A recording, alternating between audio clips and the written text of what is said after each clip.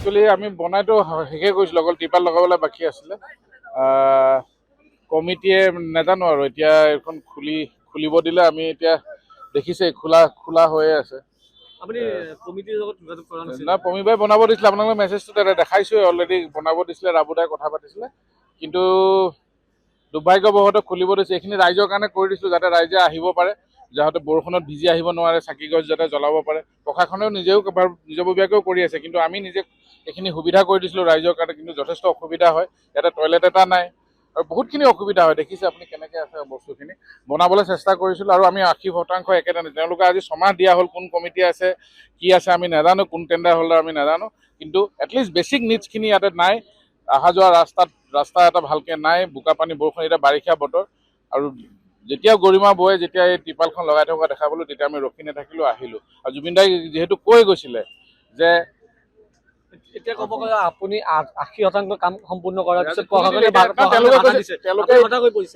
হতাশ হৈছোঁ। এইটো কাৰণে হতাশো নহয়, এটা ভালো হৈছোঁ, যাতে অসমৰ ৰাইজে গম পাব লাগে যে কাম এনেকৈ হয়। এটা এক্সাম্পল দিছে, অসমত বহুত লাখ যুৱক আছে, যোন সক্ষমো হয় কাম কৰিবলৈ কাৰণে, খালি কাম কৰিবলৈ সুবিধাও নিদিয়ে আৰু প্লাছ নিজেও নকৰে, বেলেগো কৰিব নোৱাৰে। এইটো এটা বেলেগ ষড়যন্ত্ৰ চলি আছে বুলি মোৰ উপলব্ধি হৈছে আজি।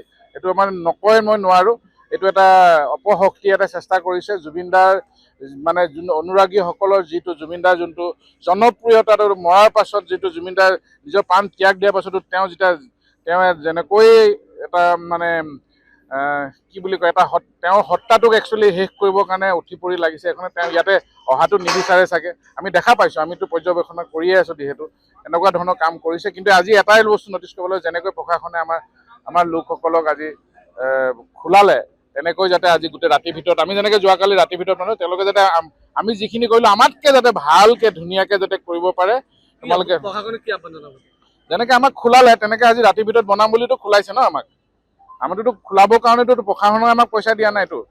খোলাবলৈ হওক, বনাবলৈ আমি প্ৰশাসনৰ পৰা পইচা নাই। আমি জুবিন অনুৰাগী আৰু আমি লখিমপুৰৰ পৰা বহুত কেইজন জুবিন ফেন ক্লাবৰ ল'ৰা আৰু বহুতসকলক কথা পাতিহে আমি কামখিনি কৰিছোঁ। তো সেইকাৰণে খোলাই দিছে, ঠিক আছে, ভালকৈ কৰিম বুলি কৈছে। আমাৰ কামটো হয়তো চাগে বেয়া পাবও পাৰে, কিন্তু আমি যেনেকৈ আমি দৃষ্টিগোচৰ ৰাখিছিলোঁ, যাতে ৰাস্তাৰ পৰা একদম মণিকূটৰ নিচিনা যোনটো বনাইছে, জুবিনদাৰ যোনডোখন অন্তিম সংস্কাৰ হৈছিলে, তাৰ পৰা যাতে দেখা পায়, তেনেকৈ আমি বনালোঁ।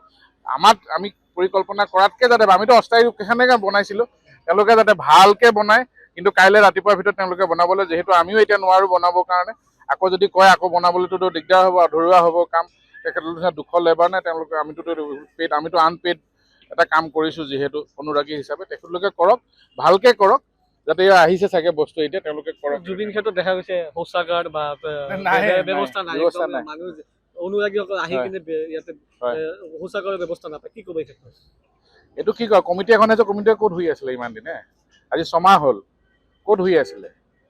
সেইটোৱে ক'ম আৰু, ক'ত শুই আছিলে? কালিৰ পৰা যে ইমান তৎপৰতা হ'ল, আজি আমাৰ খোলা বস্তু অনুৰাগী, মানে জুবিন দা অকল প্ৰশাসনৰ হয়, এই কমিটিখনৰ হয়, জুবিন দা অসমৰ ৰাইজৰ নহয়, তেনেকুৱা ধৰণৰহে পৰিস্থিতি। অসমৰ ৰাইজে মাত মাতিলে বাধা দিয়ে, এতিয়া অসমৰ অনুৰাগী হিচাপে অনুৰাগীৰ মাত মাতিলে বাধা দিয়ে, আৰু মোকো বাধা দিছে। মই উপলব্ধি কৰিছোঁ, কাৰণ নহ'লেতো তাৰ তলতো কাম সেইটো থাকিব দিব পাৰিলে হয়, কাইলৈ খুলিব পাৰিলে হয়। আজি কি প্ৰতিশ্ৰুতি কৰিব লৈছে, সেইটোতো অসমৰ ৰাইজে দেখা পাব। আৰু সেইকাৰণে আমি আৰম্ভণি হোৱাৰ পৰা শেষ হোৱা পৰ্যন্ত আমি গোটেইখিনি ভিডিঅ' কৰি ৰাখিছোঁ, আপোনালোকে দেখাব পাইছে।